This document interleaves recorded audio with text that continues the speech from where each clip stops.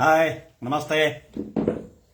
ನಾನು ನಿಮ್ಮ ನಾಗರಾಜ್ ಕುಡುಪ್ಲಿ.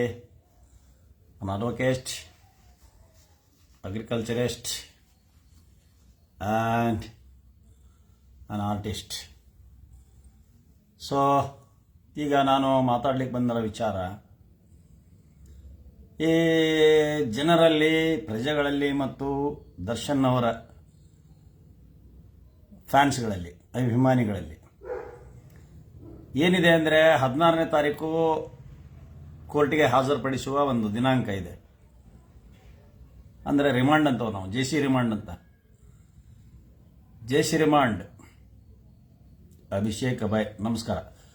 ಈ ನೋಡುವಂಥ ಧರ್ಮವೀರ ವಾಸ್ತವವಾದಿ, ಈ ನೋಡುಗರು ಮತ್ತು ಅವರ ಪ್ರಶ್ನೆಗಳಿಗೆ ನಾನು ಲಾಸ್ಟಿಗೆ ಉತ್ತರ ಕೊಡ್ತೀನಿ. ಅದೇ ನಾಷ್ಟ ಆಯ್ತಾ ಅಂತ ಕೇಳಿದರೆ ಶ್ರೀನಾಗ್. ಈಗ ನಾನು ನಿಮ್ಮ ನೋಡುಗರ ಹೆಸರನ್ನ ಮತ್ತು ಉತ್ತರವನ್ನು ಕೊನೆಗೆ ಹೇಳ್ತೀನಿ. ಲಾಸ್ಟ್ಗೆ ಎಲ್ಲರ ಹೆಸರು ಹೇಳ್ತೇನೆ. ಕಾಮೆಂಟ್ಸ್ ಮಾಡೋರು, ಕಾಮೆಂಟ್ಸ್ ಉತ್ತರನೂ ಕೊಡ್ತೇನೆ. ಈಗ ನಾನು ವಿಷಯ ಕಡೆ ಲಕ್ಷ್ಯ ಇರ್ತದೆ, ನಾನು ವಿಷಯ ಕಡೆ ಗಮನ ಕೊಡ್ತೀನಿ ಹೊರತು ಈ ಕಾಮೆಂಟ್ಸ್ಗಳ ಕಡೆ ಬಗ್ಗೆ ಅಥವಾ ನನ್ನ ಪಾಸಿಟಿವ್, ನನಗೆ ಬೈಯರು ಅಥವಾ ನೆಗೆಟಿವ್ ಕಾಮೆಂಟ್ ಮಾಡೋರು ಅದರ ಬಗ್ಗೆ ನಾನು ಲಕ್ಷ್ಯ ಕೊಡಲ್ಲ.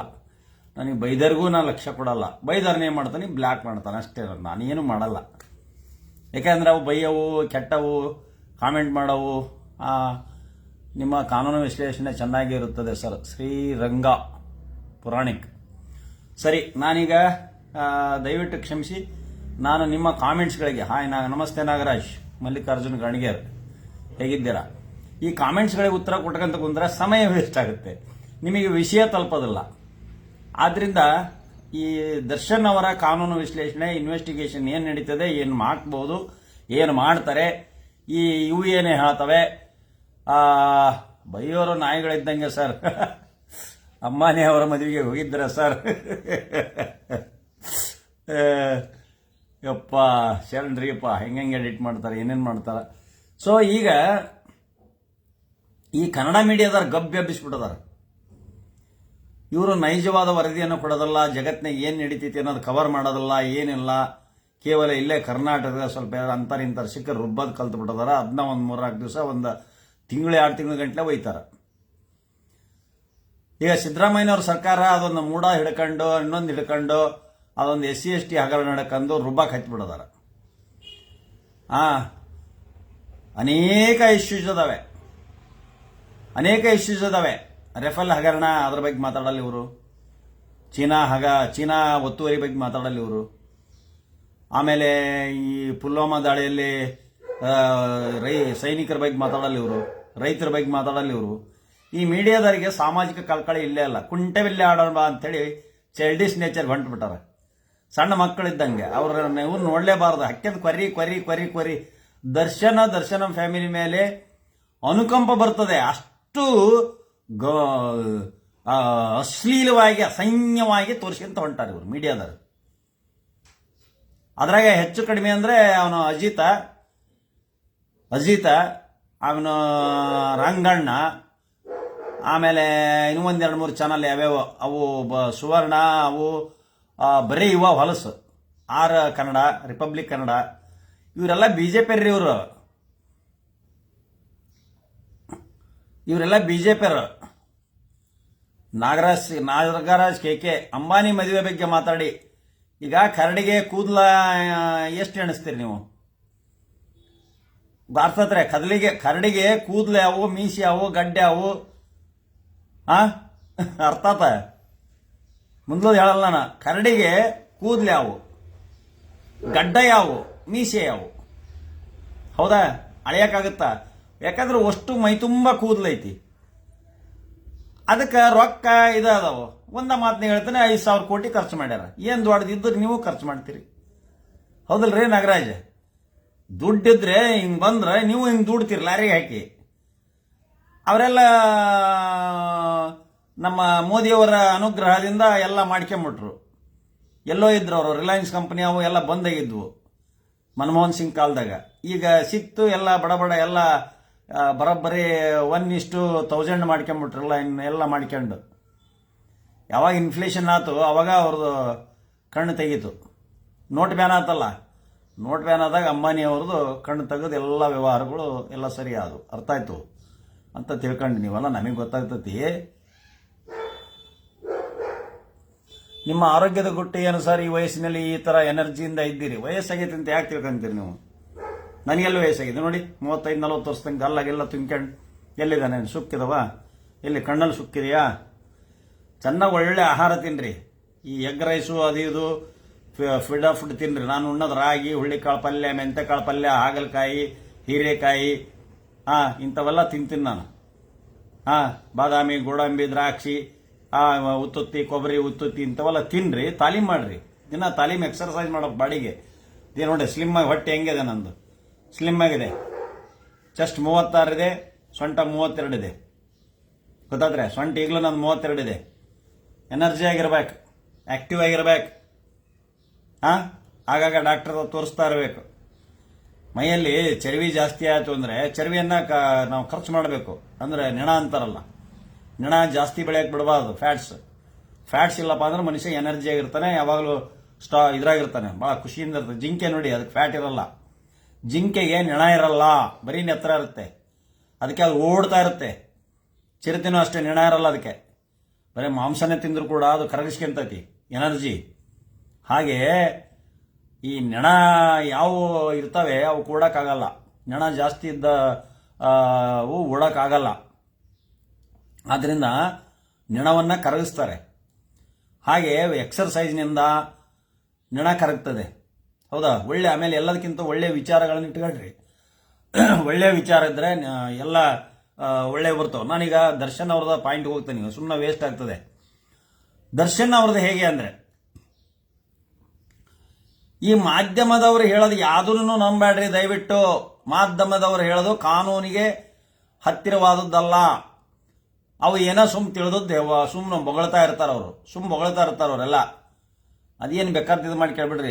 ನಾನು ಭಾಳ ದಿವಸ ಆತ ಅವ್ರ ಚಾನಲ್ ನಂಬೋದೇ ಇಲ್ಲ, ನಾನು ನೋಡೋದು ಇಲ್ಲ. ಹೊಲಸು ಅಸಹ್ಯ, ಮುಜುಗರ ಆಕತಿ. ಅವ್ರ ಚಾನಲ್ ನೋಡ್ರಿ, ಅವರು ಇದಕ್ಕೆ ನಿಂತಾರೆ ಅಡ್ವರ್ಟೈಸ್ಮೆಂಟ್ಗೆ. ಆಮೇಲೆ ಕೆಲವೊಬ್ರು ದುಡ್ಡು ಕೊಟ್ಟು ಅಪಪ್ರಚಾರ ಮಾಡಿಸ್ತಾರೆ. ಈ ದರ್ಶನಂ ಬಗ್ಗೆ ಅಪಪ್ರಚಾರ ಮಾಡ್ರಿ ಅಂತಂದೇಳಿ ಯಾರ್ಯಾರು ದುಡ್ಡು ಕೊಟ್ಟಲ್ಲ, ದುಡ್ಡು ತಗೊಂಡು ಅಪಪ್ರಚಾರ ಮಾಡ್ತಾರೆ. ಅದು ಬಿಡ್ಬೇಕಂದ್ರೆ ದರ್ಶನ್ ಅವ್ರು ಕೊಡಬೇಕು. ಈಗ ಅವ್ರು 1 ಕೋಟಿ ಕೊಟ್ಟಾರ ಅಂದ್ರೆ 2 ಕೋಟಿ ದರ್ಶನ್ ಅವ್ರು ಒಂದೊಂದು ಚಾನಲ್ಗೆ ಕೊಟ್ರೆ, ದರ್ಶನ್ ಕಡೆಯವ್ರು ಕೊಟ್ರೆ ದರ್ಶನ್ ಅವ್ರ ಬಗ್ಗೆ ಒಳ್ಳೇದು ಹಾಕ್ತಾರೆ. ಭಾಳ ಒಳ್ಳೆ ಮನುಷ್ಯ, ಸುಳ್ಳು ಕೇಸ್ ಹಾಕ್ಯಾರೆ ಪೊಲೀಸರು, ಹಾಗೆ ಹೀಗೆ ಸರ್ಕಾರ ತಪ್ಪು ಮಾಡಿದೆ ಅಂತ ಹೇಳ್ತಾರೆ ಅವರು. ಪ್ಲೇಟ್ ಹಂಗ ಚೇಂಜ್ ಮಾಡ್ತಾರ್ರಿ. ಈಗ ಕರ್ನಾಟಕ ಸರ್ಕಾರ ಬಂದಿದೆ. ಮೊದಲು ಬಿಜೆಪಿ ಅಂತಂತಿದ್ರು, ರಾಹುಲ್ ಗಾಂಧಿ ಅವರೆಲ್ಲ ಪಪ್ಪು ಅದು ಇದು ಅಪಪ್ರಚಾರ ಮಾಡ್ತಿದ್ರು.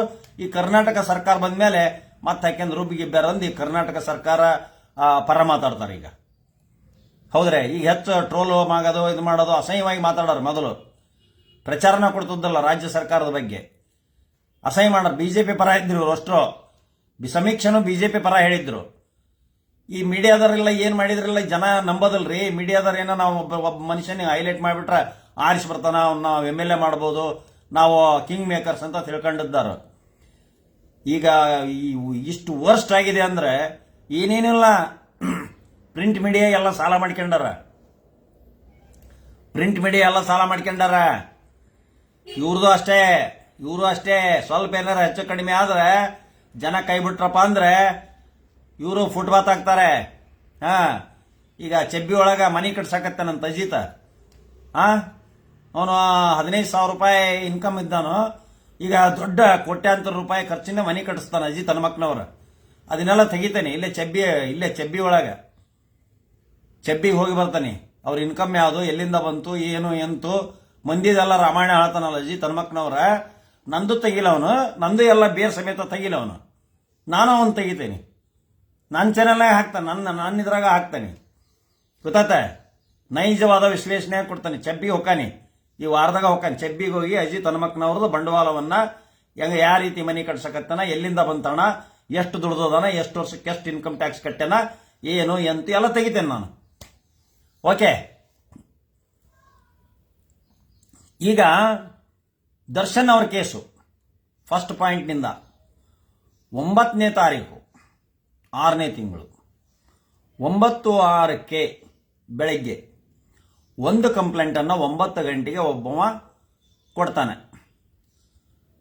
ರಾಮ್ ಸಿಂಗ್ ಅನ್ನೋ ಕೊಡ್ತಾನೆ, ರಾಮ್ ಸಿಂಗ್ ಅನ್ನೋ ವಾಚ್ಮನ್ ಕೊಡ್ತಾನೆ. 9 ಗಂಟೆಗೆ ಕೊಟ್ಟರೆ ಇನ್ವೆಸ್ಟಿಗೇಷನ್ ಸ್ಟಾರ್ಟ್ ಆಗ್ತದೆ. ಇವ್ರನ್ನ ಅರೆಸ್ಟ್ ಅಂತ ಟಿವಿ ಒಳಗೆ ಅರೆಸ್ಟ್ ಮಾಡ್ದಲೇ ಇನ್ನೂ ತೋರಿಸ್ತಾರೆ. ಈಗ ಅರೆಸ್ಟ್ ತಾರೀಖನ್ನ ಎಷ್ಟು ಗಂಟೆಗೆ ತೋರಿಸಿದ್ದಾರೆ ಏನು ನಮಗೆ ಗೊತ್ತಲ್ಲ, ನಮಗೆ FIR ಅಷ್ಟೇ ಗೊತ್ತು. FIR ನಮ್ಮ ಕೈಯಾಗಿದೆ, ಅರೆಸ್ಟ್ ತಾರೀಖನ್ನ ನಮಗಿನ್ನೂ ತೋರಿಸಿದ್ದು ಗೊತ್ತಿಲ್ಲ. ಎಷ್ಟು ಗಂಟೆಗೆ ಅರೆಸ್ಟ್ ಮಾಡಿದ್ದಾರೆ ಏನು ಎಂತೂ ಅಲ್ಲಿ ಕೇಸ್ ಡೈರಿ ಒಳಗೆ ತೋರಿಸಿರ್ತಾರೆ, ಅದನ್ನು ನಾವು ನೋಡ್ತೇವೆ. ಸೊ ಈಗ ಸಮಸ್ಯೆ ಏನ್ ಬರ್ತದೆ ಅಂದ್ರೆ, ಯಾಕೆ ವಕೀಲರು ಈಗ ನಮ್ಮ ವಕೀಲರ ಟೀಮ್ ಯಾಕೆ ಬೇಲ್ ಅಪ್ಲಿಕೇಶನ್ ಹಾಕ್ತಾ ಇಲ್ಲ? ಇಲ್ಲಿ ಮ್ಯಾಜಿಸ್ಟ್ರೇಟ್ ಕೋರ್ಟ್ನಲ್ಲಿದೆ, ಅದು ನಿಮಗೆ ಕಾನೂನಿನ ಸಲಹೆಯನ್ನ ಕೊಡ್ತಿದ್ದೀನಿ. ಇದು 100-200% ನಾನು ಕೊಡೋದೆಲ್ಲ ಕರೆಕ್ಟ್. ಈಗ 154 FIR ಹಾಕಿದ್ರು, 156 ನಿಂದ ಇನ್ವೆಸ್ಟಿಗೇಷನ್ ನಡೆದಿದೆ. ಈಗ 173 CRPC ಕೆಳಗೆ ಚಾರ್ಜ್ ಶೀಟ್ ಅನ್ನ ಅಂದ್ರೆ ಫೈನಲ್ ರಿಪೋರ್ಟ್ ಅನ್ನ ಈ ನ್ಯಾಯಾಲಯಕ್ಕೆ, JMFC ನ್ಯಾಯಾಲಯ ಏನ್ ಜೂರಿಡಿಕ್ಷನಲ್ ಮ್ಯಾಜಿಸ್ಟ್ರೇಟ್ ಕೋರ್ಟ್ ಇದೆಯಲ್ಲ, ಅದು ವಿಚಾರಣೆ ಮಾಡುವಂತ ನ್ಯಾಯಾಲಯ ಅಲ್ಲ. ಈಗ ದರ್ಶನ್ ಅವರನ್ನ ಹಾಜರು ಮಾಡ್ತಾರಲ್ಲ, ಆ ನ್ಯಾಯಾಲಯಕ್ಕೆ ವಿಚಾರಣೆ ಮಾಡುವ ಅಧಿಕಾರನೂ ಇಲ್ಲ, ಜಾಮೀನ್ ಮೇಲೆ ಬಿಡುವಂತ ಅಧಿಕಾರನೂ ಇಲ್ಲ. ಈಗ ಅವ್ರನ್ನ ಹಾಜರು ಮಾಡೋದು ತಗೊಂಡೋದು ಅಷ್ಟೇ, ಮ್ಯಾಜಿಸ್ಟ್ರೇಟ್ ಕೋರ್ಟ್ ಅದು. ಆ ಕೋರ್ಟು ಸೆಷನ್ಸ್ ಕ್ಯಾಡರ್ ಕೋರ್ಟ್ ಅಲ್ಲ. ಸೆಷನ್ಸ್ ಅಂದ್ರೆ ಜಿಲ್ಲಾ ವ್ಯಾಪ್ತಿಯನ್ನು ಹೊಂದಿರುವಂತ ಕೋರ್ಟು. ಬೆಂಗಳೂರಿನಲ್ಲಿ ಸುಮಾರು 20-25ಕ್ಕಿಂತ ಜಾಸ್ತಿ ಡಿಸ್ಟಿಕ್ ಕೋರ್ಟ್ಸ್ ಅದಾವೆ. ಯಾಕಂದ್ರೆ ಒಂದು ಡಿಸ್ಟಿಕ್ಕಿಗೆ ಸುಮಾರು 6-8 ಜನ ಅಡಿಷನಲ್ ಕೋರ್ಟ್ಸ್, ಅಲ್ಲಿ ಕೇಸಸ್ ಯಾವ ರೀತಿ ಇರ್ತವೆ ಹಾಗೆ. ಈಗ ನಮ್ಮಲ್ಲಿ 3 ಡಿಸ್ಟಿಕ್ ಕೋರ್ಟ್ಸ್ ಇದಾವೆ. ನಮ್ಮ ಹಾವೇರಿ ಜಿಲ್ಲೆಗೆ 3 ಡಿಸ್ಟಿಕ್ ಕೋರ್ಟ್ ಇದಾವೆ. ಒಂದು ಸಿಟ್ಟಿಂಗ್ ರಾಣೆಬೆನ್ನೂರು ಕೊಟ್ಟಿದ್ದಾರೆ, second additional district and sessions court. Principal ಮತ್ತು first additional district and sessions court ಹಾವೇರಿಯಲ್ಲಿದ್ದಾವೆ. ಈ ರೀತಿ ಒಂದೊಂದು ಜಿಲ್ಲೆಗೆ ಕೇಸಿನ ಆಧಾರದ ಮೇಲೆ, ವ್ಯಾಪ್ತಿಯ ಮೇಲೆ 3 ಕೊಟ್ಟಿದ್ದಾರೆ. ಒಂದೊಂದು ಮಂಡ್ಯ ಗಿಂಡ್ಯ ಅಂತೆಲ್ಲ 5, 6, 7, 8 ಇರ್ತಾವೆ. ಮೈಸೂರು ಅಲ್ಲೆಲ್ಲ ಸುಮಾರು 10-15 ದೊಡ್ಡ ವ್ಯಾಪ್ತಿ ಆಗ್ತದಲ್ಲ ಜಿಲ್ಲೆ, ಅಲ್ಲಿ ಜಾಸ್ತಿ DJ ಕೋರ್ಟ್ಸ್ ಇರ್ತವೆ. ಪ್ರಿನ್ಸಿಪಲ್ ಒಬ್ರು ಇರ್ತಾರೆ, ಪ್ರಿನ್ಸಿಪಲ್ ಅಂದ್ರೆ ಹೆಡ್. ಅಲ್ಲಿ ಫೈಲಿಂಗ್ಸ್ ನಡೀತವೆ, ಅಲ್ಲಿಂದ ಎಲ್ಲಾ ಕೇಸ್ಗಳು ಮೇಡ್ ಓವರ್ ಆಗ್ತವೆ. ಅಂದ್ರೆ ಅಲ್ಲಿಂದ ಟ್ರಾನ್ಸ್ಫರ್ ಯಾವ ಜೂರಿಡಿಕ್ಷನ್ ಅದಾವ ಅಲ್ಲಿ ಟ್ರಾನ್ಸ್ಫರ್ ಆಗ್ತವೆ. ಈಗ ನಾವು ಹಾವೇರಿಗೆ ಹೋಗ್ತೇವೆ, ಒಂದು ಬೇಲ್ ಪಿಟಿಷನ್ ಹಾಕ್ಬೇಕಾರೆ ಅಲ್ಲಿ ಹಾಕ್ತೇವೆ, ಈ ರಾಣೆಬೆನ್ನೂರು ಕೋರ್ಟಿಗೆ ಮೇಡ್ ಓವರ್ ಆಗಿ ಬರ್ತದೆ, ಒಂದ್ ದಿವಸದಲ್ಲೇ ಬಂದ್ಬಿಡ್ತದೆ. ನಾವು ಇವತ್ತು ಹಾಕಿದ್ರೆ ನಾಳೆ ನಾಡದೊಳಗೆ ಮೇಡ್ ಓವರ್ ಆಗಿ ರಾಣೆಬೆನ್ನೂರು ಕೋರ್ಟಿಗೆ ಬಂದ್ಬಿಡ್ತದೆ. ಸೆಕೆಂಡ್ SJ ಇದು ರಾಣೆಬೆನ್ನೂರು ಕೋರ್ಟ್, ಅಲ್ಲಿ ಅಧಿಕಾರ ಆಗಿದೆ. ಈಗ JMFC ಕೋರ್ಟ್ಗೆ ಒಂದು ಮರ್ಡರ್ ಕೇಸ್ನಾಗ FIR ಹಾಕಿ ಇನ್ವೆಸ್ಟಿಗೇಷನ್ ನಡೆದಿದೆ ಅಂದ್ರೆ, ಇನ್ವೆಸ್ಟಿಗೇಷನ್ ರಿಪೋರ್ಟ್, ಆರೋಪಿಗಳನ್ನು ಹಾಜರು ಮಾಡೋದು ಮತ್ತು ಕಸ್ಟಡಿ ತಗೊಳ್ಳೋದು. ಯಾಕಂದ್ರೆ 15 ದಿನದ ಮೇಲೆ 167 ಕೆಳಗೆ ರಿಮಾಂಡ್ ಅನ್ನ ಮಾಡಲಿಕ್ಕೆ ಅಧಿಕಾರ ವ್ಯಾಪ್ತಿ ಇರೋದಿಲ್ಲ ನ್ಯಾಯಾಲಯಕ್ಕೆ. 167 ಕ್ಲಾಸ್ 1 ಕ್ಲಾಸ್ 2 CRPC ಕೆಳಗೆ ಬರೆದಿದ್ದಾರೆ. ಈ ಕೇಸು 90 ದಿನದ ಒಳಗೆ, ಹೆವಿ ಡೆತ್ ಸೆಂಟೆನ್ಸ್ ಇದ್ದಂತ ಅಪರಾಧಗಳು 90 ದಿವಸ ಅವಕಾಶ ಕೊಡ್ತಾರೆ ಇನ್ವೆಸ್ಟಿಗೇಷನ್ ಮಾಡಲಿಕ್ಕೆ. 90 ದಿನದ ಒಳಗೆ from the date of FIR ಅಂತ ಕೆಲವೊಂದು ರೂಲಿಂಗ್ ಇದಾವೆ, from the date of arrest ಅಂತ ಕೆಲವೊಂದು ರೂಲಿಂಗ್ ಇದಾವೆ. 90 ಡೇಸ್ ಹೆಂಗ್ ಕೌಂಟ್ ಮಾಡ್ಬೇಕು ಚಾರ್ಜ್ ಶೀಟ್ ಹಾಕ್ಲಿಕ್ಕೆ ಅಂದ್ರೆ, ನಾನೊಂದು ಮರ್ಡರ್ ಕೇಸ್ ನಡೆಸಿದ್ದೆ 92ದಲ್ಲಿ. ಮರ್ಡರ್ ಕೇಸ್ನಲ್ಲಿ ಏನಾಗಿದೆ ಅಂದ್ರೆ, ಕೆಂಚಕ್ನವ್ರು ಅಂತೇಳಿ ಒಬ್ರು CPI ಇದ್ರು ರಾಣೆಬೆನ್ನೂರಿನಲ್ಲಿ. ಒಂದು ಕರ್ಬಸಮ್ಮ ಮೇದಾರನ್ನ ಹೆಣ್ಮಗಳನ್ನ ತುಮ್ಮಿನಕಟ್ಟೆಯಲ್ಲಿ ಮರ್ಡರ್ ಮಾಡಿದ್ದಾರೆ ಅಂತೇಳಿ ಶಂಕರಪ್ಪ ಇನ್ನೊಬ್ಬ ನಿಂಗಪ್ಪ ಅನ್ನೋರು ಇಬ್ಬರನ್ನ ಅರೆಸ್ಟ್ ಮಾಡ್ಕೊಂಡು ತಗೊಂಡ್ಬಂದ್ರು. ನಾವು ಧಾರವಾಡದಲ್ಲಿ ಸೆಷನ್ಸ್ ಕೋರ್ಟ್ ಇದ್ದಾಗ ಧಾರವಾಡದಲ್ಲಿ ಹಾಕಿದ್ವಿ, ಬೇಲ್ ಅಪ್ಲಿಕೇಶನ್ ನಡೀತಾ ಇರಬೇಕಾದ್ರೆ 90 ದಿವಸ ನಾವು ನೋಡಿದ್ವಿ. 90 ದಿವಸ ಆಯ್ತು, 91ನೇ ದಿವಸಕ್ಕೆ ಅವರು ಚಾರ್ಜ್ ಶೀಟ್ ಅನ್ನ ಹಾಕಿದ್ರು. ನಾನು ಲೆಕ್ಕವನ್ನ ಕೌಂಟ್ ಮಾಡಿದೆ, from the date of arrest are from the date of FIR. ಈಗ FIR ನಿಂದ ಹಿಡಿದ್ರೆ 91st ಡೇ ಆಗೋದು, ಡೇಟ್ ಆಫ್ ಅರೆಸ್ಟ್ ಹಿಡಿದ್ರೆ 90 ಡೇಸ್ ಒಳಗಾಗೋದು.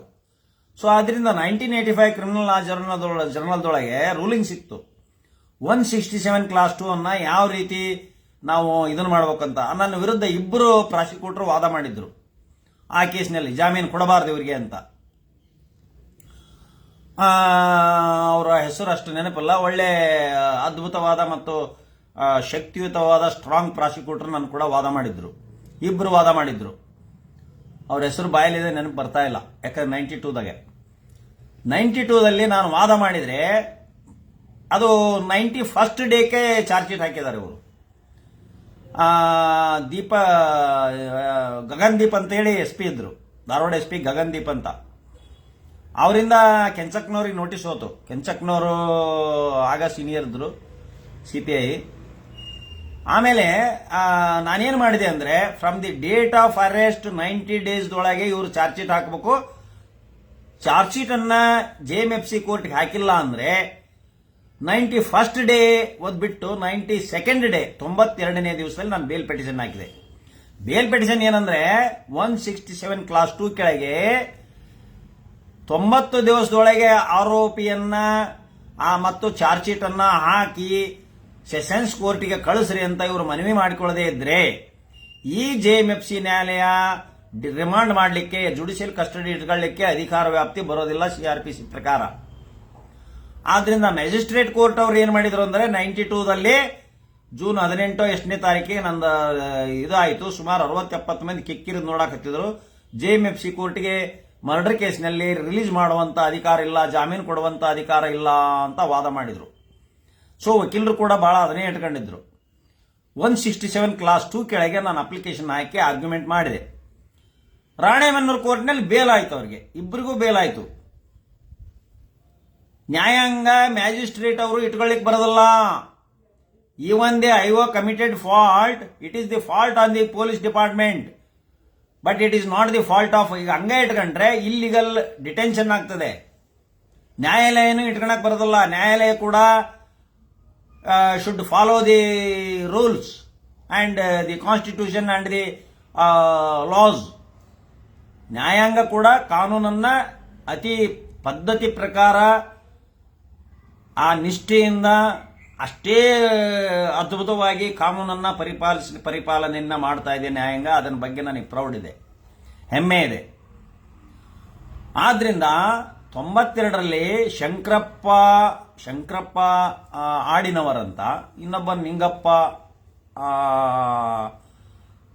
ಅಂತ ಹೇಳಿ ತುಮ್ಮಿನಿಕಟ್ಟಿಯವರವರು, ಅವರಿಬ್ಬರನ್ನ ಬಿಡಿಸ್ದೆ, ಜಾಮೀನ್ ಮೇಲೆ ಬಿಡಿಸ್ದೆ. ಮತ್ತೆ ಧಾರವಾಡದಾಗ ಸೆಷನ್ಸ್ ಆಯ್ತು, ಅಲ್ಲಿ ಕೇಸು ಗೆದ್ವಿ.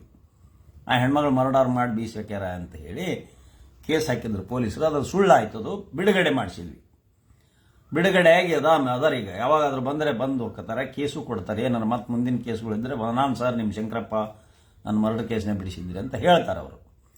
ಹಾಗೆ ಈಗ ಈ ದರ್ಶನ್ ಅವ್ರ ಕೇಸ್ನಲ್ಲಿ ಏನಾಗಿದೆ ಅಂದ್ರೆ 7 ಗಂಟೆ 36 ನಿಮಿಷಕ್ಕೆ 26 ನಿಮಿಷಕ್ಕೆ ಕಾರ್ ಹೋಗೋದನ್ನ ತೋರಿಸ್ತಾರೆ. CCTVಯಲ್ಲಿ ಈ 7 ಗಂಟೆ ಸಾಯಂಕಾಲ 7 ಗಂಟೆ 26 ನಿಮಿಷಕ್ಕೆ ದರ್ಶನ್ ಅವರ ಕಾರ್ ಹೋಗ್ತದೆ. ಆದರೆ ಅದೇ ಕಾರು ಅಂತ ನಾವು ನಂಬೋದಲ್ಲ. ಯಾಕಂದ್ರೆ ಆ CCTVಯಲ್ಲಿ ಅದರ ನಂಬರು ಅದು ಆಗ್ತಾ ಇಲ್ಲ. ಆ ರೆಡ್ ಕಲರ್ ಕಾರು ಬಹಳ ಇರ್ತವೆ. ಇವತ್ತೊಂದು ರೆಡ್ ಕಲರ್ ರಾಯಲ್ ಎನ್ಫೀಲ್ಡ್ ಯಾರ್ದಾರ ಹೋತು ಅಂದ್ರೆ ಅಂಥವು ಎಷ್ಟು ಮ್ಯಾನುಫ್ಯಾಕ್ಚರ್ ಆಗಿರ್ತವೆ. ಈಗ ದರ್ಶನ್ ಅವ್ರದ ರೆಡ್ ಜೀಪ್ ಇದೆಯಲ್ಲ, ಅಂಥ ಜೀಪ್ಗಳು ಎಷ್ಟು ಮ್ಯಾನುಫ್ಯಾಕ್ಚರ್ ಇರ್ತವೆ? ಬೆಂಗಳೂರಿನಲ್ಲಿ ಅಂಥ ಜೀಪ್ಗಳು ಎಷ್ಟಿದಾವೆ? ಮೋರ್ ದೆನ್ 2000 or 3000 ಇರಲೇಬೇಕಲ್ಲ ಬೆಂಗಳೂರಿನಲ್ಲಿ.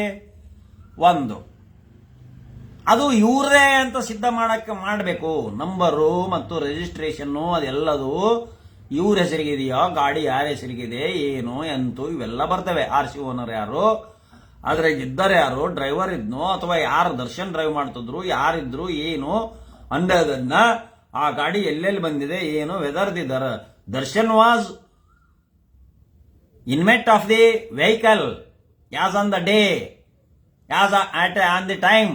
ಅಲ್ಲಿ ಪಾಸ್ ಆಗೋದು, ಶೆಡ್ ಕಡೆ ಪಾಸ್ ಆಗಂತ ಒಂದು ಇದನ್ನ ಮೀಡಿಯಾದ ತೋರಿಸ್ತಾರೆ. ಅಷ್ಟೇ ಮೀಡಿಯಾದರಿಗೆ ಗೊತ್ತಿರೋದು. ಅದು 7:26 ನಿಮಿಷಕ್ಕೆ.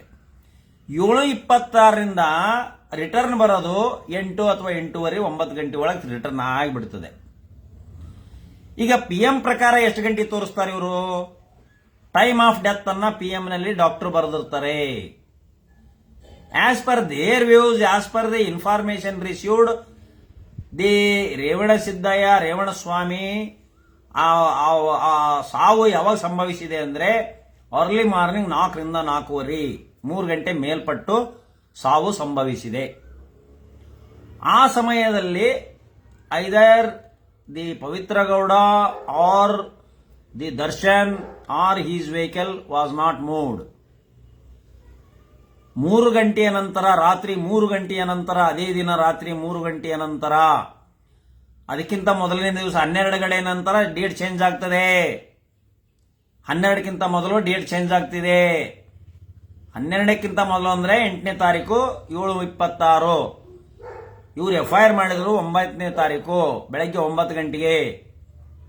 ಅಂದ್ರೆ 9ನೇ ತಾರೀಕು ಅರ್ಲಿ ಮಾರ್ನಿಂಗು ಅಥವಾ 2 ಗಂಟೆಯ ನಂತರ, 3 ಗಂಟೆ ನಂತರ ಆ ಹುಡುಗನನ್ನ ಹೊಡೆದು ಸಾಯಿಸಿದ್ದಾರೆ.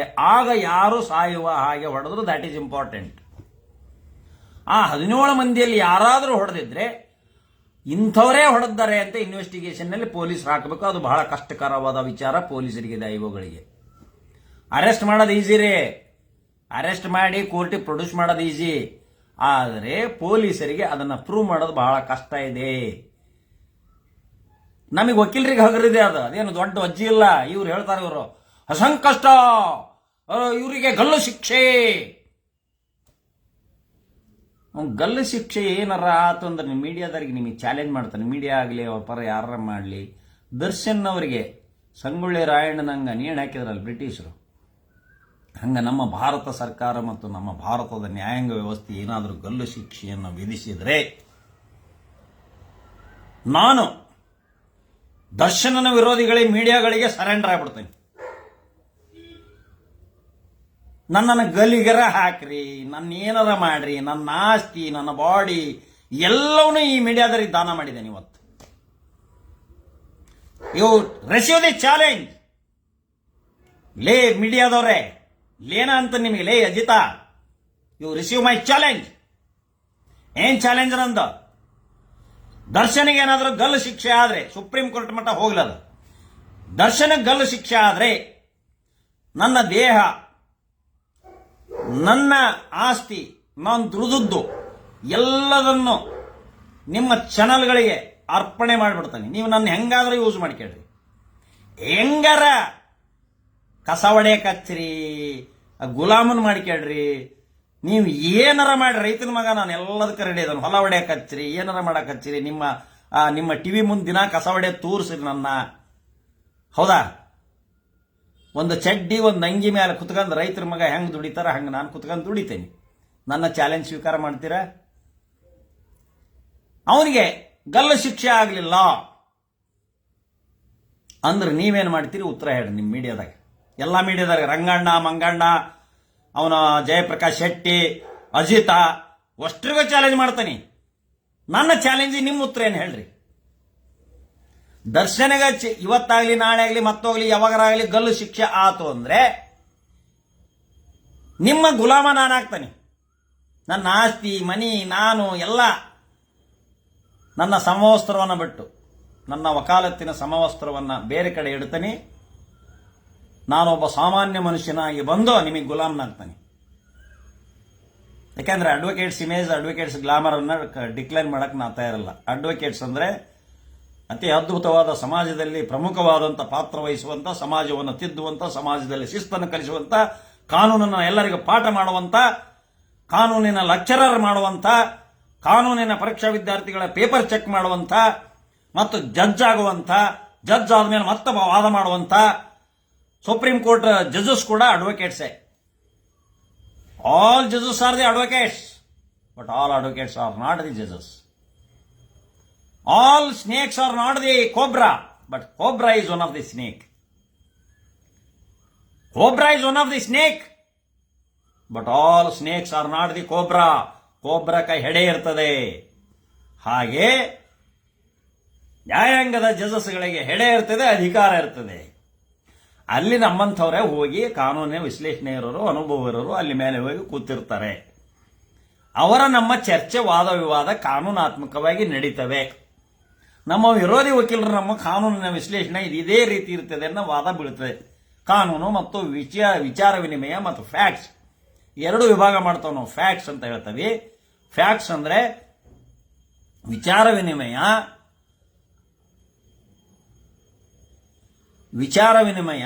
ಮತ್ತು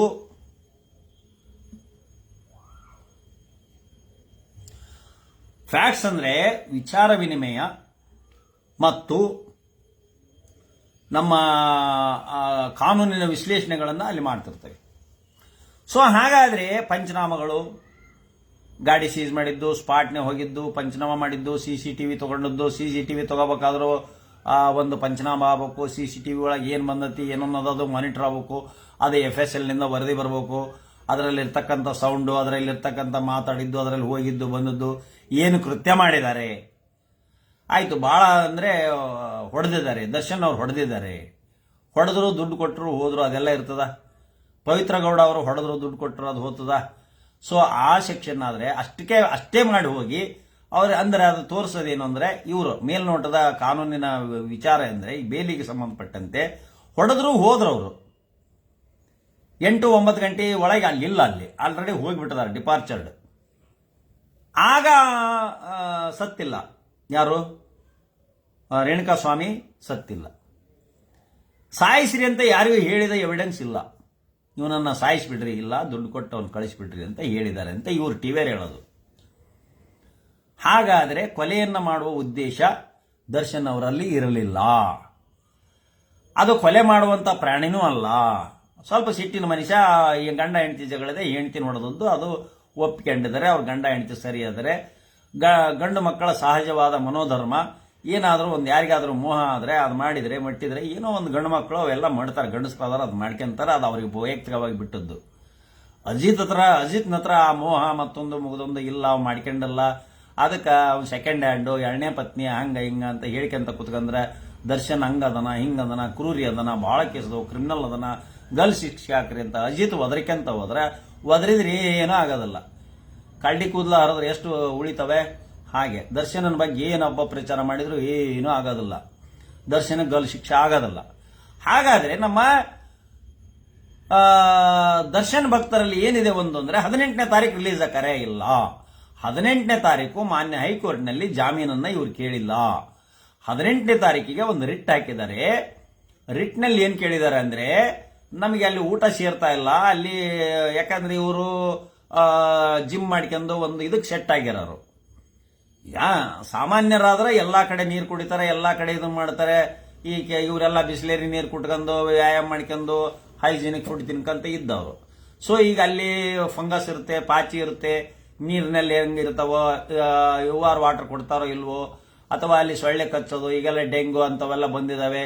ಸೊ ಸೊಳ್ಳೆ ಅದಾವೋ ಇಲ್ಲೋ, ಅಲ್ಲಿ ಸೊಳ್ಳೆ ಇದ್ರೊಳಗೆ ಇದಾವೋ ಇಲ್ಲೋ, ಊಟ ಸರಿಯಾಗಿ ಇದ್ರಾಗ ಒಂದು ಇದರಿಂದ ಮಾಡ್ತಾರೋ ಇಲ್ವೋ, ಆ ಸ್ವಚ್ಛತೆ ಇಲ್ವೋ, ಇದನ್ನು ಕೂಡ ಜುಡಿಷಿಯಲಿ ನ್ಯಾಯಾಂಗ ಜಸ್ಟಿಸ್ ಅವ್ರು ಹೋಗಿ ನೋಡ್ತಿರ್ತಾರೆ, ಆಗಾಗ ಮಾನಿಟರ್ ಮಾಡ್ತಾರೆ. ಯಾಕಂದ್ರೆ ಜುಡಿಷಿಯಲ್ ಕಸ್ಟಡಿ ಇದ್ದಾಗ ಆರೋಪಿಗಳ ಒಂದು ಆರೋಗ್ಯ ಮತ್ತು ಅದನ್ನು ತಪಾಸಣೆ ಮಾಡೋದು ಒಬ್ಬ ಮ್ಯಾಜಿಸ್ಟ್ರೇಟು, ಅಲ್ಲಿ ಲೋಕಲ್ ಮ್ಯಾಜಿಸ್ಟ್ರೇಟ್ಸು ವೀಕ್ಲಿ ಟ್ವೈಸ್ ಜೈಲಿಗೆ ವಿಸಿಟ್ ಮಾಡ್ತಾರೆ. ವಿಸಿಟ್ ಮಾಡಿ ಅವ್ರದ್ದು ಹೇಗಿದೆ ಏನು ಸಮಸ್ಯೆ ಎಲ್ಲ ನೋಡ್ತಿರ್ತಾರೆ. ಆರೋಗ್ಯ ಸರಿ ಇಲ್ಲ ಅಂದರೆ ಅದು ಜುಡಿಷಿಯಲ್ ಕಸ್ಟಡಿಯಲ್ಲಿ ಜವಾಬ್ದಾರಿ ಅವ್ರದೇ ಆಗ್ತದೆ. ಆದ್ದರಿಂದ ಅಲ್ಲಿ ಜೈಲ್ ಅಧಿಕಾರಿಗಳು ಸರಿಯಾದ ಆರೋಗ್ಯ ಕ್ರಮವನ್ನು ಮತ್ತು ಅವರ ಹೆಲ್ತ್ ಅನ್ನು ನೋಡ್ಕೊಳ್ಳೋದು ಜವಾಬ್ದಾರಿ. ಯಾಕಂದ್ರೆ 107 kg ಇದ್ದನು, 110 kg ಇದ್ದನು, ಒಂದಪಟ್ಟಿಗೆ 107 kgಯಿಂದ ಒಂದಪಟ್ಟಿಗೆ 97 ಬಂದ ಅಂದ್ರೆ ಈ ಲೂಸನ್ 10 kg, 10 kg ಒಂದಪಟ್ಟಿಗೆ ಕಡಿಮೆ ಆತಂದ್ರೆ ಹಾರ್ಮೋನ್ಸು, BP ಮತ್ತು ಹಾರ್ಟು, ಲಂಗ್ಸ್ ಫಂಕ್ಷನ್ನು ಮತ್ತು ಇದ್ರ ಫಂಕ್ಷನ್ನು ಭಾಳ ತೊಂದರೆ ಆಗ್ತವೆ. ಎದ್ರ ಫಂಕ್ಷನ್ನು, BP ಮತ್ತು ಶುಗರು ಇದ್ರ ಲೆವೆಲ್ನಾಗ ಏರುಪೇರು ಆಗ್ತವೆ. ಒಂದಪಟ್ಟಿಗೆ ದಪ್ಪ ಇದ್ದರ ಸಣ್ಣ ಕಾಲ ಆಗಿಬಿಟ್ರೆ ಬಹಳ ಕಷ್ಟ ಆಗ್ತದೆ ಅವ್ರ ಲೈಫು ಮುಂದೆ. ಆಮೇಲೆ ಕೆಲವೊಂದು ಇದಕ್ಕೆ ಅಡಿಕ್ಟ್ ಆದಾಗ ಕೆಲವೊಮ್ಮೆ ಡ್ರಿಂಕ್ಸ್ ಮಾಡ್ತಿದ್ದಾರೆ ಅನ್ನೋದು ಇಟ್ ಈಸ್ ಓಪನ್ ಸೀಕ್ರೆಟ್. ಸ್ವಲ್ಪ ಡ್ರಿಂಕ್ಸ್ ತೊಗೋತಿದ್ರು, ಊಟ ಗೀಟ ಹಿಂಗೆಲ್ಲ ಮಾಡ್ತಿದ್ರು ಅಂತ ಇವೆಲ್ಲ ಟೆನ್ಷನ್ ಇರ್ತವೆ, ಮಾಡ್ತವೆ, ಮೊದಲಿಂದ ಕಲ್ತ್ಕೊಂಡ್ಬಂದಿರ್ತಾರೆ, ಮಾಡ್ಕೊಂಡಿರ್ತಾರೆ. ಏನೋ ಡೇ ಎಲ್ಲ ಕುತ್ಕೊಂಡು ಕುಡಿದು ಜೋಲಿ ಹೊಡಿತಿರೋದಲ್ಲ. ಸೊ ಆ ಕಾರಣದಿಂದ ಅವರೆಲ್ಲ ಒಂದು ಏನೋ ಪಾರ್ಟಿ ಗಿಟ್ಟಿ ಮಾಡ್ಕೊಂತಿರ್ತಾರೆ. ಅವೆಲ್ಲ ಓಪನ್ ಸೀಕ್ರೆಟ್ ಈಗ. ಆದ್ರಿಂದ ಪಾರ್ಟಿ ಅಂತ ಒಂದು ಹೆಸರಿಟ್ಟಿರ್ತಾರೆ. ಪಾರ್ಟಿ ಅಂದ್ರೆ ಮುಗಿದೋತದು. ಗುಂಡು ತುಂಡು ಇರ್ತವೆ, ಸಾಮಾನ್ಯವಾಗಿ ಎಲ್ಲರೂ ಮಾಡ್ಕೊಂತಾರೆ. ಇವ್ರೇನು ಮಾಡ್ಕೊಳೋದಲ್ವಾ, ಇವ್ರೇನು ಗುಂಡು ತಿನ್ನೋದಲ್ಲ. ಇವರು ಮ್ಯಾಲ್ ಕುತ್ಕೊಂಡು ಟಿವಿ ಒಳಗೆ ಹೇಳ್ತಾರಲ್ಲ, ಇವ್ರೇನು ಗುಂಡು ತುಂಡು ತಿನ್ನೋದಲ್ಲ. ಇವರು ಏನು ವಿಭೂತಿ ಚಂದ್ರ ಹಚ್ಕೊಂಡೆಲ್ಲ ಪೂಜೆ ಮಾಡ್ಕೊಂಡು ಕುಂತಿರ್ತಾರೆ ಇವರು? ಇಲ್ಲ. ಕಾರಣ ಇವರು ಚಾರ್ಜ್ ಶೀಟ್ ಹಾಕ್ಲಿಕ್ಕೆ ಆಸ್ ಕ್ವಿಕ್ ಆಸ್ ಪಾಸಿಬಲ್, ಏನು 90 days ಅಂದ್ರೆ 90 days ಹಾಕ್ಬೇಕಂತಿಲ್ಲ. ಇದು ಹೈ ಪ್ರೊಫೈಲ್ ಕೇಸ್ ಆಗಿದ್ದರಿಂದ as quick as possible, as early as possible special team ಮಾಡ್ಕೊಂಡು ಇದನ್ನ ಇಮಿಡಿಯೇಟ್ ಆಗಿ ಚಾರ್ಜ್ ಶೀಟ್ ಹಾಕಬೇಕಾಗ್ತದೆ. ಯಾಕೆ 90 ಡೇಸ್ ರೂಲ್ಸ್ ಇದ್ರೂ ಕೂಡ ಚಾರ್ಜ್ ಶೀಟ್ ಯಾಕೆ ಲೇಟ್ ಮಾಡಿದ್ರು, ಸಬ್ಮಿಷನ್ ಯಾಕೆ ಲೇಟ್ ಮಾಡ್ತಾ ಇದ್ದಾರೆ, ವಾಟ್ ಈಸ್ ದಿ ರೀಸನ್? ಹಂಗಾರೆ ಕಸ್ಟಡಿಯಲ್ಲಿ ಯಾಕೆ ಅವ್ರನ್ನ ಎಕ್ಸ್ಟೆಂಡ್ ಮಾಡ್ಕೊಂತಬೇಕು? ಒಬ್ಬ ನಿರಪರಾಧಿಯನ್ನ ಅನ್ನೆಸರಿಯಾಗಿ ಜೈಲಿನಲ್ಲಿ ಇಡಕ್ ಬರೋದಿಲ್ಲ. ಮೇಲ್ನೋಟದ ಸಾಕ್ಷಿ ಇದ್ರೂ ಕೂಡ ಅವೆಲ್ಲ ಪರಿಗಣನೆ ಆಗಬೇಕಾಗ್ತದೆ. ಅವೆಲ್ಲ whether they are amounting to impose the conviction or not ಅಂತ ಒಂದು ಕ್ವಶನ್ ಬರ್ತದೆ. ಸೊ ಆದ್ರಿಂದ ಮೇಲ್ನೋಟದಲ್ಲಿ ಚಾರ್ಜ್ ಶೀಟ್ ಹಾಕುವವರಿಗೆ ಯಾಕೆ ಹಾಕೋದಲ್ಲ ಅಂದ್ರೆ, ಈಗ ನಾವು FIR ಪ್ರಕಾರ ಹೋಗ್ಬೇಕಾದ್ರೆ there is something allegation being there in the investigation, the 302 attracting on the Pavithra Gowda and the Darshan. So ಆದ್ರಿಂದ 302 ಈಗ ಬರ್ತತಿ ಇಲ್ಲ ಅನ್ನೋದನ್ನ ಚಾರ್ಜ್ ಶೀಟ್ನೊಳಗೆ ಅವರು ಕರೆಕ್ಟಾಗಿ ಹೇಳಬೇಕು. ಯಾವ ರೀತಿ ದರ್ಶನ್ ಅವನನ್ನ ಸಾಯುವ ಹಾಗೆ ಹೊಡೆದರು ಅಥವಾ ಹೊಡೆಸಿದರು ಅನ್ನುವ ಪಾಯಿಂಟ್ ಅನ್ನ ಪ್ರಾಸಿಕ್ಯೂಷನ್ ಅಂದ್ರೆ ಪೊಲೀಸರು, ಇನ್ವೆಸ್ಟಿಗೇಟಿಂಗ್ ಆಫೀಸರ್ ಈ should prove beyond all reasonable doubts. ಒಂದು ಎಳೆ ಬಿಯಾಂಡ್ ಆಲ್ ರೀಸನಬಲ್ ಡೌಟ್ಸ್, ಯಾವುದೇ ಅನುಮಾನ ಬರದೆ ಹಾಗೆ, ಅನುಮಾನಕ್ಕೆ ಆಸ್ಪದ ಇರದೆ ಪ್ರಾಸಿಕ್ಯೂಷನ್ ಅವರು ಅಂದ್ರೆ ಸರ್ಕಾರ ಮತ್ತು ಇನ್ವೆಸ್ಟಿಗೇಟಿಂಗ್ ಆಫೀಸರು. ಇನ್ವೆಸ್ಟಿಗೇಷನ್ ಪ್ರಾಸಿಕ್ಯೂಷನ್ ಅಂದ್ರೆ ಡಾಕ್ಟರು, FSL, ಸೀಸರು, ಸರ್ವೀಸು, ಮತ್ತೊಂದು ಮುಗ್ದೊಂದು ಮೊಬೈಲು, ಹೋಗಿದ್ದು ಬಂದದ್ದು, CC ಕ್ಯಾಮ್ರಾ, ಆಳ ಮೂಳ ಎಲ್ಲ ತಗೊಂಡು ಎಲ್ಲನ್ನು ಸೇರಿಸಿಕೊಂಡು ಯಾವುದೇ ಅನುಮಾನಕ್ಕೆ ಆಸ್ಪದ ಬರದ ಹಾಗೆ 302 ಪ್ರೂವ್ ಮಾಡುವಂತ ಜವಾಬ್ದಾರಿ ಐವ ಮೇಲಿದೆ. Only the arrest of the Darshan it is not an enough. Even if he arrested and put into the judicial custody, his duty is not an end. Chandan ಅವರ ಡ್ಯೂಟಿ ಎಂಡ್ ಆಗಿಲ್ಲ. ಅಲ್ಲಿಗೆ ಅರೆಸ್ಟ್ ಮಾಡಿ ಒಳಗೆ ಹಾಕಿ ಕೂಡಲೇ ಎಂಡ್ ಆಗಲಿಲ್ಲ. It is started. ಇವರು ಸಿಂಗಮ್ ಆಗಬೇಕಾದ್ರೆ ಆ ಕೇಸನ್ನ beyond all reasonable doubts prove ಮಾಡಬೇಕು. ನಮ್ಮಂತ ವಕೀಲರು ಪ್ರಶ್ನೆ ಕೇಳ್ತವಲ್ಲಿ, ಅಲ್ಲಿ ಕೇಳ್ತವೆ ಪ್ರಶ್ನೆಯನ್ನ.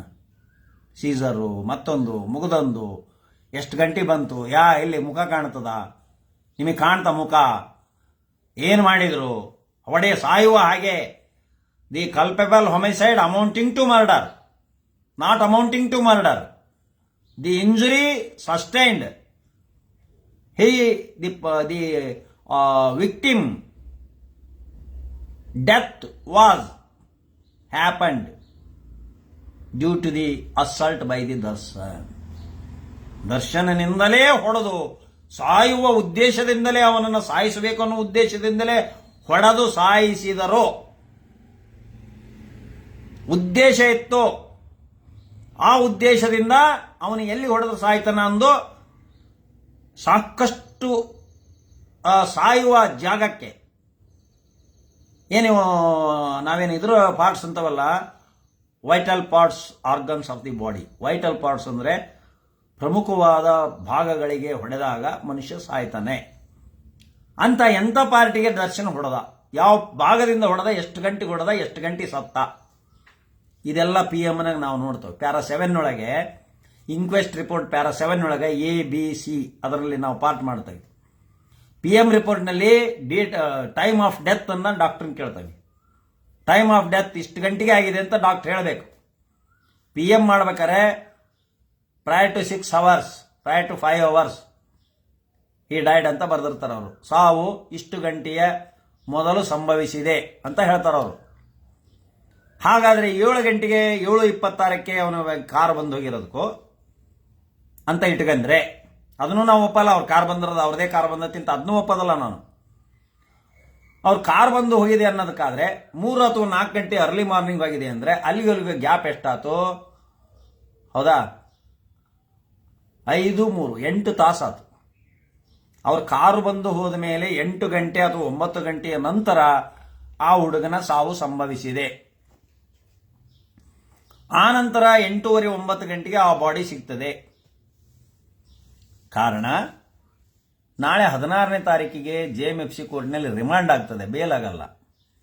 ಈ ಬೇಲ್ ಆಗ್ಬೇಕಾದ್ರೆ ಇವರು ಚಾರ್ಜ್ ಶೀಟ್ ಹಾಕ್ಬೇಕಾರೆ, ಚಾರ್ಜ್ ಶೀಟ್ ಹಾಕಿದ ಮೇಲೆ ತಗೊಂಡು ವಕೀಲರು 439 ಕೆಳಗೆ CRPC ಕೆಳಗೆ ರೆಗ್ಯುಲರ್ ಬೇಲನ್ನ ಮಾನ್ಯ ವಿಚಾರಣಾ ಜಿಲ್ಲಾ ನ್ಯಾಯಾಲಯ ಬೆಂಗಳೂರಿನಲ್ಲಿ ಹಾಕ್ತಾರೆ. ಈ ನ್ಯಾಯಾಲಯ ಅಲ್ಲಿ ಬೇಲ್ ಹಾಕಿದಾಗೆ ಸರ್ಕಾರಿ ವಕೀಲರು ಅಬ್ಜೆಕ್ಷನ್ ಹಾಕ್ಲಿಕ್ಕೆ ಟೈಮ್ ತಗೊಂತಾರೆ 8 ದಿವಸ.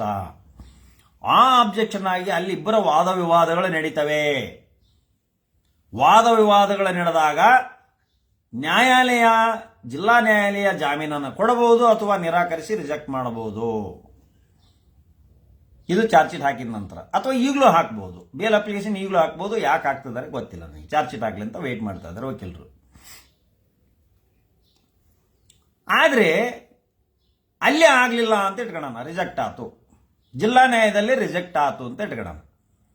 Later on we are preferring on appeal before the honourable high court of Karnataka. ಅಲ್ಲಿ ಕ್ರಿಮಿನಲ್ ಪಿಟಿಷನ್ ಅನ್ನು ಹಾಕ್ತೀವಿ. ಮಾನ್ಯ ಹೈಕೋರ್ಟ್ನಲ್ಲಿ ನಾವು ಹಾಕಿದಾಗ ಅಲ್ಲಿ ನಮಗೆ ಜಾಮೀನು ಸಿಗುವ ಸಂಭವ 100ಕ್ಕೆ 100ರಷ್ಟು ಇರ್ತದೆ. ಯಾಕಂದ್ರೆ already he sustained something, already served the judicial custody, ಆಮೇಲೆ ಚಾರ್ಜ್ ಶೀಟ್ ಹಾಕಿದ್ದಾರೆ. Tampering of witness question doesn't arise and his need of enquiry it is ಅವೆಲ್ಲ ಬರದೇ ಇಲ್ಲ. ಚಾರ್ಜ್ ಶೀಟ್ ಹಾಕಿದ್ರಿಂದ ಯಾವ ವಿಟ್ನೆಸ್ ಅನ್ನು ಹೊಡೆಯೋದಾಗಲಿ, ಡೆಸ್ಟ್ರಾಯ್ ಮಾಡೋದಾಗಲಿ, ಮೆಟೀರಿಯಲ್ ಆಬ್ಜೆಕ್ಟ್ನ ಡೆಸ್ಟ್ರಾಯ್ ಮಾಡೋದಾಗಲಿ, ಇವನ್ನ ಮುಚ್ಚಿ ಹಾಕೋದಾಗಲಿ, ಅವು ಯಾವುವು ಬರೋದೇ ಇಲ್ಲ. ಇವನ್ ಮುಚ್ಚಿ ಹಾಕಿದಾರೆ ಅಂತ 201 IPC ಕೆಳಗೆ ಹೇಳಿದ್ರು ಕೂಡ ಅದು ಮೋರ್ ದೆನ್ 7 years ಇಂಪ್ರಿಸನ್ಮೆಂಟ್ ಇಲ್ಲ. ಆ ಕಾರಣದಿಂದ ಇವ್ರ ಮೇಲೆ 302 ಅಟ್ರಾಕ್ಟ್ ಆಗುವಷ್ಟು ಸಾಕ್ಷ್ಯಾಧಾರಗಳನ್ನು ದರ್ಶನ್ ಅವರ ಮೇಲೆ ತೋರಿಸಿದ್ರೆ, ಅಷ್ಟು ಪಾಸಿಟಿವ್ ಎವಿಡೆನ್ಸ್ ಇದ್ರೆ ಬೇಲಿಗೆ ನಮಗೆ ಸ್ವಲ್ಪ ಕಷ್ಟ ಆಗ್ತದೆ. ಆದರೆ ಅವ್ಯಾವೂ ಕೂಡ ದರ್ಶನನ ಮೇಲೆ ತೋರ್ಸಕ್ಕಾಗಲಿಲ್ಲ ಅಂದ್ರೆ 17 ಮಂದಿ ಒಳಗೆ ದರ್ಶನನೇ ಮಾಡಿದಾನೆ ಅಂತ ಪ್ರೂವ್ ಮಾಡಬೇಕು. ಇಲ್ಲ ಅಂದ್ರೆ Darshan is entitle for the bail. ಅದಕ್ಕೆ ಬೇಲ್ ಅಪ್ಲಿಕೇಶನ್ ಇನ್ನೂ ಹಾಕಿಲ್ಲ. ಅಭಿಮಾನಿಗಳಿಗೆ ನಾನು ಏನು ಹೇಳಕತ್ತಿದ್ದೇನೆ ಅಂದ್ರೆ, ಇಲ್ಲಿ ಮ್ಯಾಜಿಸ್ಟ್ರೇಟ್ ಕೋರ್ಟ್ನವರಿಗೆ, JMFC ಕೋರ್ಟ್ನವರಿಗೆ ಬಿಡ್ಲಿಕ್ಕೆ ಪವರ್ ಇಲ್ಲ. ಅಲ್ಲಿ ಓನ್ಲಿ ಈ ಚಾರ್ಜ್ ಶೀಟ್ ಹಾಕುವವರಿಗೆ 15 ದಿವಸಕ್ಕೊಮ್ಮೆ 15 ದಿವಸದ ಒಳಗೊಮ್ಮೆ ಕಳಿಸೋದು, ತಗೊಳ್ಳೋದು, ಎಕ್ಸ್ಟೆಂಡ್ ಮಾಡಿಸೋದು ಇರ್ತದೆ. ಅಥವಾ ವಿಡಿಯೋ ಕಾನ್ಫರೆನ್ಸ್ ಮೂಲಕ ಹೇಗಿದ್ದೀರಿ ಏನು ಮಾತಾಡಿಸಿ ಅವ್ರಿಗೆ ಎಂಟ್ರಿ ತಗೊಂತಾರೆ, ಅಡ್ಮಿಷನ್ ತಗೊಂತಾರೆ. ಇದು 90 days ಅಂದ್ರೆ 3 ತಿಂಗಳವರೆಗೂ ನಡೀತಾ ಇರ್ತದೆ. ಈಗ ನಾಳೆ 16ಕ್ಕೆ ತಂದು ಹಾಜರು ಮಾಡಿದ್ರೆ ಮತ್ತೆ 16ರಿಂದ ಮತ್ತೆ 14 ದಿವಸ ಕೊಡ್ತಾರೆ, ಮತ್ತೆ 14 days. 16ರಿಂದ 28 ಮಟ್ಟ ಕೊಡ್ತಾರೆ, ಅಥವಾ 27ಕ್ಕೆ ಕೊಡ್ತಾರೆ. 27ಕ್ಕೆ ಮತ್ತೆ ಹಾಜರು ಮಾಡ್ರಿ ಅಂತೇಳಿ ಹೀಗೆ ಎಕ್ಸ್ಟೆಂಡ್ ಆಗ್ತಾ ಇರ್ತದೆ. ಆದ್ರಿಂದ ಅವತ್ತು ಬೇಲ್ ಆಗ್ತೈತಿ, ಮೊನ್ನೆ 4ನೇ ತಾರೀಕು ಬೇಲ್ ಆಕತಿ ಅಂತ ಹೇಳಿದ್ರಿ, ಇಲ್ಲ ಮತ್ತೆ 14 ದಿವಸ ಎಕ್ಸ್ಟೆಂಡ್ ಮಾಡಿದ್ರು. ಸೊ ಹಂಗೆ 14 ದಿವಸ ಎಕ್ಸ್ಟೆಂಡ್ ಮಾಡ್ತಾರೆ ಚಾರ್ಜ್ ಶೀಟ್ ಹಾಕುವವರೆಗೂ, ಅಥವಾ ಬೇಲ್ ಆಗುವವರೆಗೂ. ಅಷ್ಟರೊಳಗೆ ಯಾವ ಬೇಲ್ ಆಗ್ತದೆ, ಬೇಲ್ ಆದ್ರೆ ಎಕ್ಸ್ಟೆನ್ಷನ್ ಉಪಯೋಗ ಇಲ್ಲ ನಮಗೆ. ಈಗ ಎಕ್ಸ್ಟೆನ್ಷನ್ 27, 28 ಮಟ್ಟ ಮಾಡಿದ್ರು ಅಂದ್ರೆ ಅಷ್ಟರೊಳಗೆ ನಾವು ಮಾನ್ಯ ಹೈಕೋರ್ಟ್ನಿಂದ ಆಗಲಿ ಜಿಲ್ಲಾ ನ್ಯಾಯಾಲಯದಿಂದಲಾಗಲಿ ಬೇಲ್ ತಂದ್ರೆ ಅಂದ್ರೆ ಬಿಡ್ತಿದ್ದಾರೆ. ಅದನ್ನೇ ರಿತೀಶ್ ಕುಮಾರ್ ನಿಂಗು ಪಟ್ಟೇಗಿರಿ, ಚೀಸು ಬಡಿ ಮಸ್ತ್ ಮಸ್ತ್, ಹಾಡಿಗೆ acting super sir, costume super sir ಅಂತ ವಿಡಿಯೋ ಹೆಚ್ಚು ಮಾಡ್ತಾ ಇರಿ ಸರ್. ಶ್ರೀರಂಗ ಬಿ ಪುರಾಣಿಕ, ಯಾವ್ರಿ ಪುರಾಣಿಕ ಯಾವ್ರಪಿ? ಸರಿ, ಥ್ಯಾಂಕ್ ಯು. ಇದು ಬಹಳ ತಾತು, ತುಂಬಾ ಸಂತೋಷ ಎಲ್ಲರ ಕೇಳಿದ್ದಕ್ಕೆ. ನನಗೆ ತಿಳಿದ ಮಟ್ಟಿಗೆ ಕಾನೂನಿನ ಪ್ರಕಾರ ವಿಶ್ಲೇಷಣೆಯನ್ನು ಕೊಟ್ಟಿದ್ದೇನೆ. ಜೈ ಹಿಂದ್, ಜೈ Karnataka. Bharath MK big fan, thank you, good much. ಎಲ್ಲರಿಗೂ ಕೇಳಿದ್ದಕ್ಕೆ all Indians and the Kannadians ಎಲ್ಲರಿಗೂ ನನ್ನ ಶಿರಸಾಷ್ಟಾಂಗ ನಮಸ್ಕಾರಗಳು. Have a nice day. It is the Monday. ದಯವಿಟ್ಟು ಸೋಮವಾರ ಶಿವನ ವಾರ, ಶಿವನ ಭಕ್ತರು ಮತ್ತು ಎಲ್ಲ ಧರ್ಮೀಯರು, ಭಾರತೀಯರು ಮತ್ತು ಜಗತ್ತಿನಲ್ಲಿರ್ತಕ್ಕಂಥ ಎಲ್ಲ ಮನುಕುಲ ಶಾಂತಿ ಮತ್ತು ಸುವ್ಯವಸ್ಥೆಯಿಂದ ಬದುಕನ್ನು ಅರ್ಥಪೂರ್ಣವಾಗಿ ಜೀವನವನ್ನು ಸಾಗಿಸಲಿ ಅಂತ ದೇವರಲ್ಲಿ ಬೇಡಿಕೊಂಡು ನನ್ನ 2 ಮಾತನ್ನು ಮುಗಿತೀನಿ. ಜೈ ಹಿಂದ್, ಜೈ ಕರ್ನಾಟಕ, ಜೈ ತಾಯಿ ಭುವನೇಶ್ವರಿ. ನಮಸ್ಕಾರ.